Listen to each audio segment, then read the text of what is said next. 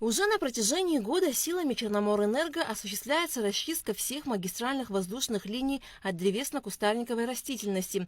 80% работ уже выполнено. В настоящее время сотрудники предприятия производят расчистку 10-киловольтной линии ШЭРа, протяженность которой 18 километров, и подножники ее опорных столбов. На этой линии в данный момент задействована одна бригада.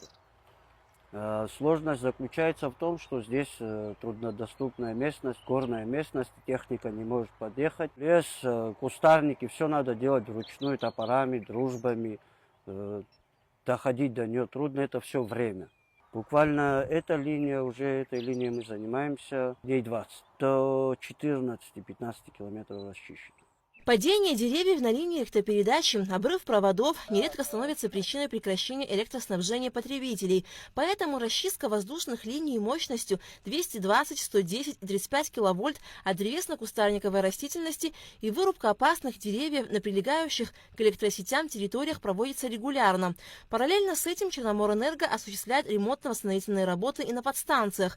К примеру, на подстанции Цандрипштяга идет установка второго трансформатора 10 мегаватт и установка новой релейной защиты автоматики. Также производятся работы на подстанции Гагра-3 по ремонту трансформатора. Там 2 трансформатора, одного из трансформаторов в нем было повреждение.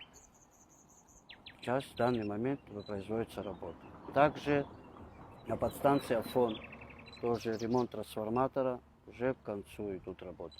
У нас в планах подстанции Творчал-Грэс ремонт автотрансформатора 220-110, 125 мегаваттного. Там есть кое-какие повреждения, которые могут помешать работе трансформатора, надо их устранить. Специалисты Черноморэнерго ежедневно во всех районах Абхазии ведут работы, чтобы обеспечить потребителей качественной электроэнергией. Аля Катравш, Константин Парулова, Абхазское телевидение.